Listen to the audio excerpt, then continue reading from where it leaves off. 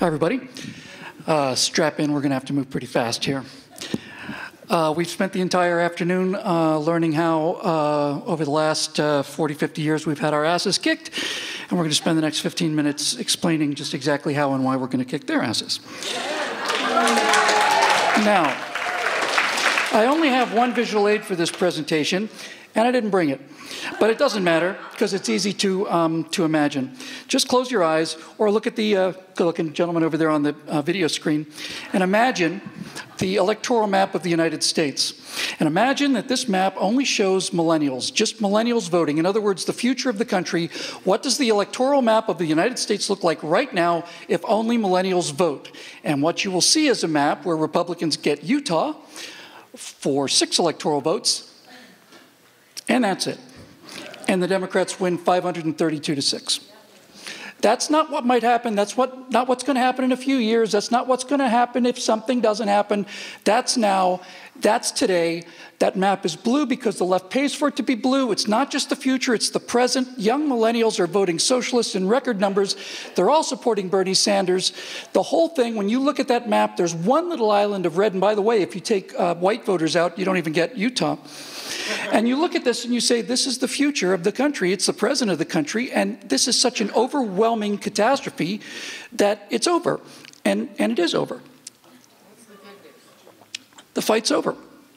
And the good news is, we win. Stay with me on this. I'm only concerned about the future. I'm interested in what's going to be happening in this country. And that's what I want to be talking about today. So I was taking an Uber ride home the other day, and I was listening to the guy who was the driver, and he had a guy talking about monetizing things on YouTube. It's just a young guy. And the guy who was the expert sounded like he was, I don't know, 21 or something. And he said, no, you know, long format videos can actually do pretty well. You know, if they're well produced, if they're interesting, you can get people to listen sometimes 2-3 minutes, and they'll stay with you the whole time. Now, I make videos that take about 7 or 8 minutes, and I've had about 100 million views over the course of 10 years, but that's not going to help us. That's not going to make any difference. It's not going to make any difference because millennials are not going to watch it. Out of that car, I had a realization, and that realization is that millennials can't read. It's not that they can't interpret an English sentence. It's just that in order to read a book, you need concentration, and you need to be able to focus on something long enough to finish it. And they simply don't have that. It's not there. So what we're learning from this guy on YouTube is that if you want to be educational, you might have 2 or 3 minutes to pack something into somebody's head. And everybody says, oh, these millennials have no attention span. No, these guys are just a bunch of lunatics. Well, I'll tell you one thing millennials can do. They can play computer games for 30 hours straight. 30 hours straight. They'll take a break for the bathroom. They'll get some more Mountain Dew, and then they'll play another 30 hours. Sometimes they'll play till they die. They'll play for 30 hours straight. So it's not about attention span. It's about what are they paying attention to. And this is where things start to get interesting. So my entire theory is that we are not going to get them to come to us. And all of this idea of getting them to listen to this educational stuff is fine, and we'll make some progress. But we can't do that. It's not going to happen. They're not going to come to us. We have to go to them. We have to speak their language. And the language of young people is entertainment, and especially young people today, entertainment is interactive entertainment, and that means computer games. Now, how many of you out there have ever been hypnotized? Raise your hand if you've ever been hypnotized to the degree where you've had a hypnotic suggestion placed in your head. Okay, a couple people. Actually, I hate to be the bearer of bad news. You've all been hypnotized. All of you have been hypnotized. Thousands of times you've been hypnotized. And not only have you been hypnotized, but you've been hypnotized and you've paid people to hypnotize you. And what do I mean by that? Well, if we go down to the Sherman Oaks Galleria here and watch a movie, a vampire movie, let's say, and we go into this movie and we're sitting there with 400 Southern Californians and we got a Coke in one hand, popcorn in the other. We're not in Romania. It's 1932. We don't believe in vampires. Don't believe any of that stuff. But when Dracula comes out of the shadows, you leap out of your seat. And the reason you leap out of your seat is because you are being hypnotized. You are doing it intentionally. It's what we call the willing suspension of disbelief. I am going to make a deal with the filmmaker, and I'm going to say for the next hour and a half, I'm going to pretend like vampires exist, and now you can go ahead and see if you can entertain me. Now, why is this important? It is hypnosis, make no mistake. It is hypnosis, and I can prove it's hypnosis. I can prove to you it's hypnosis because I will start a sentence, and you will finish it for me. Okay? Pretty simple. Ready? Here we go. Look, up in the sky, it's a bird.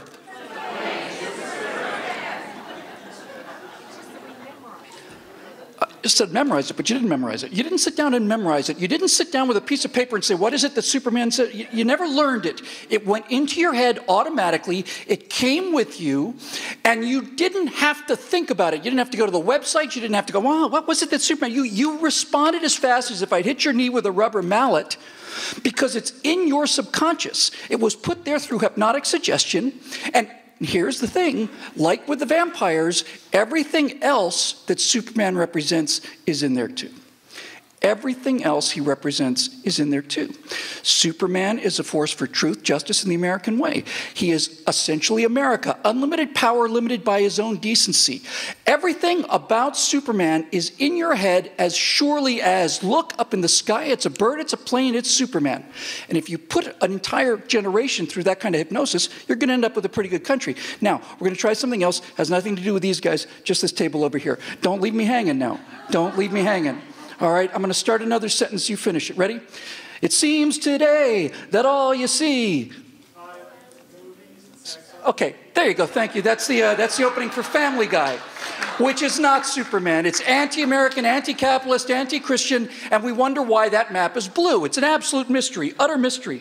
So this idea that we're going to reach people through education, I think is important and valuable, but I just think it's wrong. I think that it's going to happen through entertainment. And entertainment more and more in the future is video games. Young people spend more and more and more time playing video games every single year. Now comes the good news. I just turned 60 a month ago. I am probably the oldest video gamer in the world. If I'd been a year older, I would have missed it, but I didn't miss it. I've played them all pretty much. And here's what I realized over the last 18 months, and here is why we have won the culture war already. What do you do in a video game? What is actually done in a video game? What are millions, hundreds of millions of millennials doing more and more with their own time and money every day? What happens in a video game? You make money and you buy weapons. Now, I like to make money and I like to buy weapons, and I'm a conservative. So what does that tell you? What it tells you is, don't make any mistake about this. They are blue. They are socialists. They vote for Bernie Sanders. They're all Democrats, all of these millennials. That's not a joke. That's serious. That's how they think. That's how they speak. But it's not how they act. Because that entire generation has checked out into the world of video games, because video games give millennials a place where they can act like conservatives. Where they can act like conservatives. It gives them a place where they can drive fast and blow things up, and jump out of airplanes and kill Nazis. All the things that make life worth living are made available to young people through video games. And we're not sending there, they're going. They are running away from this social justice weenie world that is being shoved down their throats. And rather than fight it, because I wouldn't fight it either, no one can fight it. Rather than fight it, no, you're right, I'm a male, I'm a potential rapist, and I'm a defective girl, and I can't got you. No, I get it. No, I'm sorry, I apologize. No, I'm sorry, I'm white, I'm sorry, I'm male, but please, just please leave, don't, just please. And then they go to the metaphorical basement of the parents, and what do? They spend 10 hours a day shooting Nazis with guns. Call of Duty, Battlefield, all of these are war simulations where young men get to be young men. Imagine that. Now, a couple of months ago, a superb video game was released called Red Dead Redemption No. 2. There you go. Hey, it's awesome. The game is awesome. I'm not making this up now. There's so much detail in Red Dead Redemption Part 2 that the horses, it's a cowboy game, that the horses' testicles swell and get smaller depending on the temperature. I'm not making it up. I swear to God. So Red Dead Redemption in 2 days makes $550 million in 2 days. What does that tell you? It tells you that millennials, in numbers that are hundreds of millions of them, are spending $550 million in 2 days so that they can play cowboys and Indians. That's what it tells you. That's what it tells you. It's a place where they can play cowboys and Indians and not have the goddamn riot act read to them every second of the day. They get to be men, they get to have fun, they get to relax, they get to have a good time, they get to do all the things that the biology has built into young men, and that's what they do, which is why we've already won. It's over. We've won. If millennials were going into computer games, and if computer games consisted of getting onto the streets and putting together petitions and then writing your congressman, and that's what happened in a video game, then we'd be done. But that's not what happens. That's not what happens. And it's not what happens because you cannot beat the biology out of people. You can't beat the biology out of people. These kids... I had one of the most heartbreaking experiences ever. I just got to tell you this very, very fast. I was talking about this, and a Marine came up to me, much older man. He was probably a Korean War veteran Marine. And he says, Bill, you know, this is so reassuring to me. I'm the caretaker for my grandson, and I never see him. He's gone. I've lost him. I've lost him to computer games. What do I do? And I said, well, first thing I would do if I were you, sir, is I'd be willing to bet my life that your grandson is lost, and you never see him because he is busy in that room now trying to be you. He's trying to be you. He's covering his friends. He's putting down suppressing fire. They're making flanking movements. They're jumping out of airplanes. They're driving jeeps. They're blowing things up. He's trying to be you. If you want to talk to your son, why don't you tell him as a Marine, you know, I have some movement and tactics. I could probably make you a little sharper out there if you want to do it. And that's how. And that's the truth. That's just the way it is. It's just the absolute truth. So all of these games, Battlefield, Medal of Honor, all of these first-person shooters are a chance for millennials to act like conservatives. It's the only place where they're allowed to act like conservatives. So video games are entertainment, and entertainment is interactive. Now, my question to you is, how many of you think that Hollywood leans left? I know it's a trick question, right? How many of you think that entertainment is left-wing? How many of you think entertainment leans left? Just entertainment, the entertainment business. How many of you think it leans left? No. Entertainment is not. Entertainment is exclusively conservative. Entertainment by its nature is conservative, and I will prove it to you with one sentence. Entertainment is conservative because no one has ever paid to go see a movie where James Bond confronts the supervillain with a strongly worded letter from the United Nations and then drive off in a Prius at a reasonable speed. That has never, ever happened. Ever. All entertainment is about heroism, it's about story, it's about action, it's about a guy with a gun trying to save a good-looking woman with a fast car. And that's why it has to be destroyed. And since they're destroying it in movies, the only place where these poor, deprived kids who didn't ask for any of this, the only place they get free of this hectoring and this nonsense is in a virtual world that gets more realistic every day.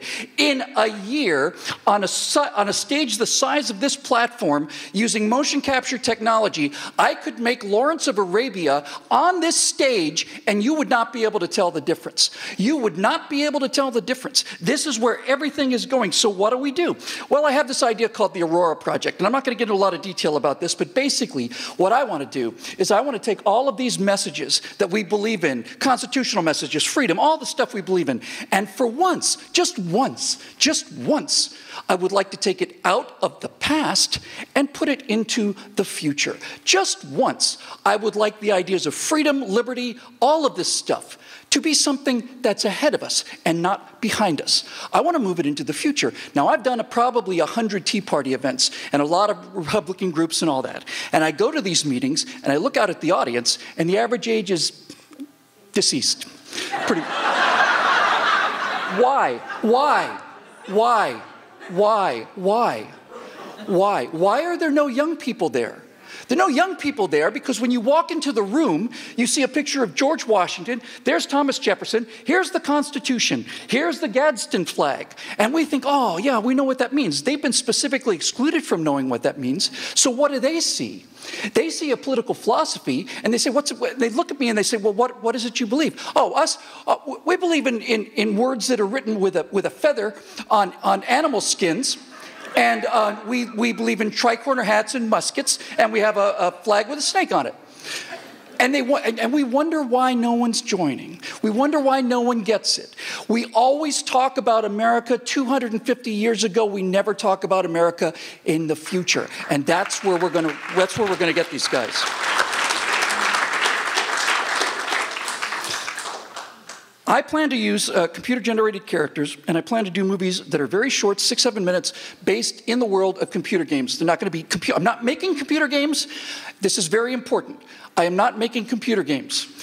Because what would a computer game look like? Probably one of the most famous computer games out there is Grand Theft Auto, where basically you start out with a wrench, you kill a hooker, you take the money, steal a car, and everything goes downstream from there.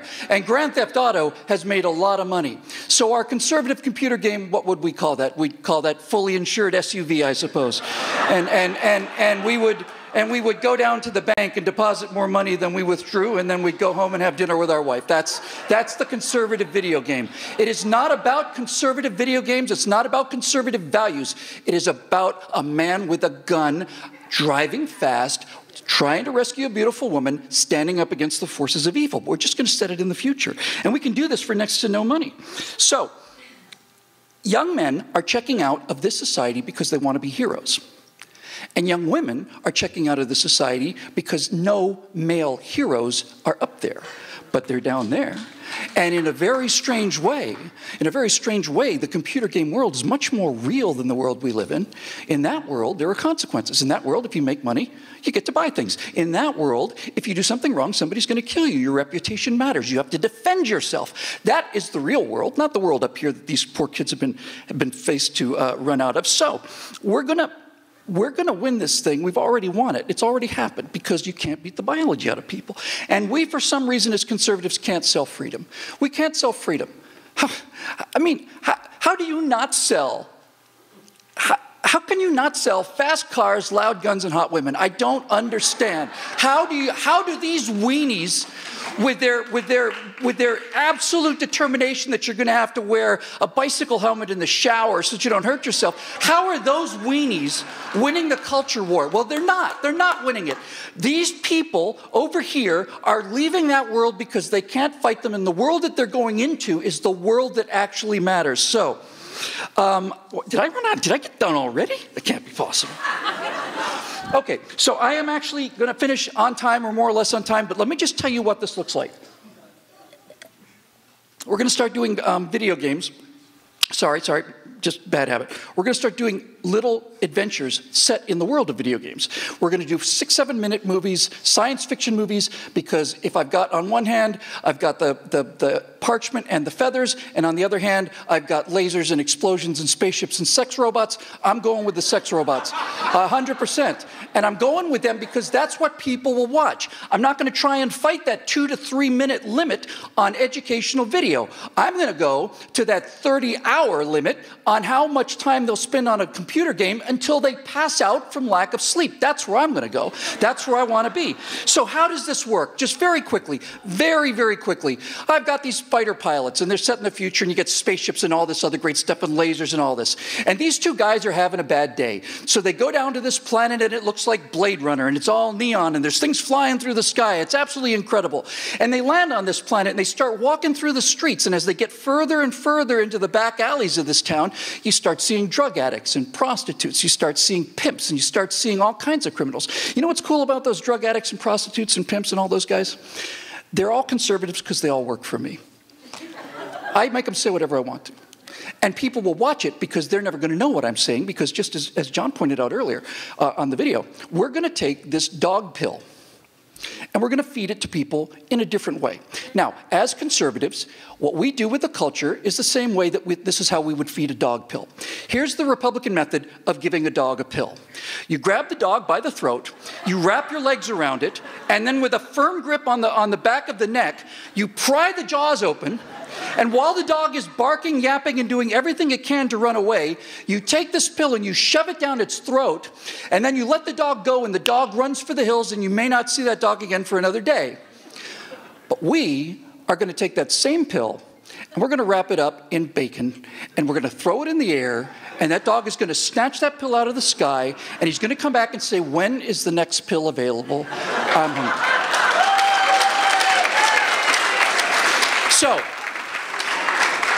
So I've got these two guys, they're having a bad day. One is a tall white guy, the other's a small, somewhat shorter black man. They're fighter pilots, they've been friends for 40 years. The world is falling around all over them. They go down into this planet, into this seedy background. They're going to a nightclub called Sid's, which I decided to name after Sid Mead, who's a futurist illustrator, remarkable guy.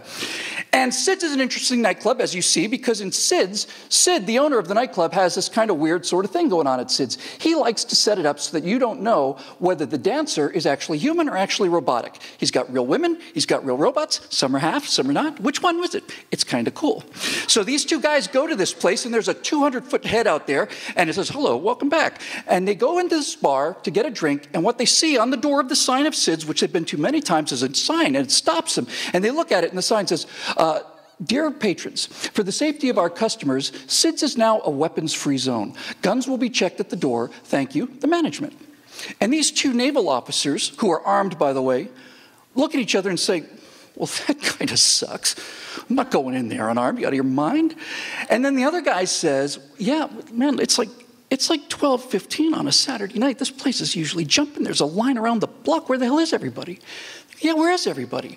So these two guys kind of peer down the hallway, and there's a long foyer, and there's nobody in there. The robots are dancing, but there's nobody in there, and there's nobody behind the cash box either. And so these guys say, that's a little odd. I always see Sid here. It's always, what's going on? So they walk down this hallway, they turn the corner, and there's a very dark room, huge room, like a nightclub room, and there are lasers, and there's a big show, and there's lots of mist on the ground, and the lasers are scanning through the mist. And in the far corner of the room is a dancer, and she's doing one of these aerial routines on a rope, except as she spins around, she is stone cold dead. She has been shot to pieces. And instantly, these two guys draw their weapons, and now they start to realize this situation is not very good. And they start walking through this room, trying to find out where the threat is. They're doing what they do well as professionals, and they're walking around, and as they walk through the mist, they look down, almost stumble over something, and they see there's a dead body on the floor, and the face has been cut off of it. And they find another dead body, and that face has been cut off of it. And as they go further and further, they see more and more of these normal people who have just been gunned down in cold blood. The place is full of blood. And they finally get a chance to come up to each other, and the one guy, the executive officer says, what the hell happened here? And the lead guy says, I guess somebody didn't read the sign. And that's all. And that's all. That's it. That's all.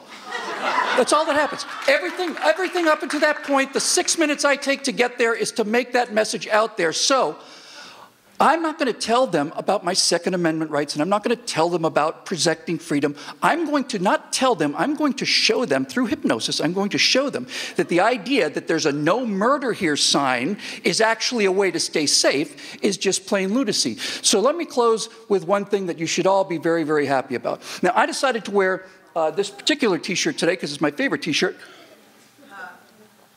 But I especially decided to wear it in honor of my friend Mike Walsh, who I haven't seen for a very long time. It is from, it's a piece of artwork. It's from Paradise Lost, and the Latin here is non tenedo mala, fear no evil. But I've been wearing this shirt for 3 years. And as I was getting ready to come up here, I took a look at the shirt and I saw something that I'd never seen before. This is a picture from Paradise Lost. And what you'll see, I'll step aside in a second here, is what you'll see somebody with a sword. And that person is the Archangel Michael. And then you'll see somebody underneath his foot. And that person is Satan. Look. See? See? Everybody see it? See? This is what happens in Paradise Lost. Archangel Michael goes out there, defeats Satan, and holds him at the foot of his boot. And I had never realized until this second what that actually means. What it actually means is evil exists because God lets it exist. He can stop it any time he wants to. If he wants to stop evil, he will simply say to Michael, get the sword, go out there and cut his miserable head off. But he doesn't do that. And he doesn't do that because he wants to test us, and he wants to sharpen us, and he wants us to know what life is all about and how much it's worth. So he lets us do our battle with evil because he wants to sharpen us and make us the fully human people that we are. And so that's why we can stop this thing anytime we want to. You cannot beat the biology out of people. If these kids were going into a world that the left loved, we'd be done.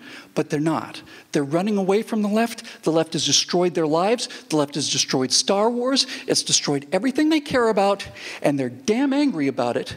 And I mean to go where they are, and I mean to use a very, very sharp sword. Thank you very much for having us.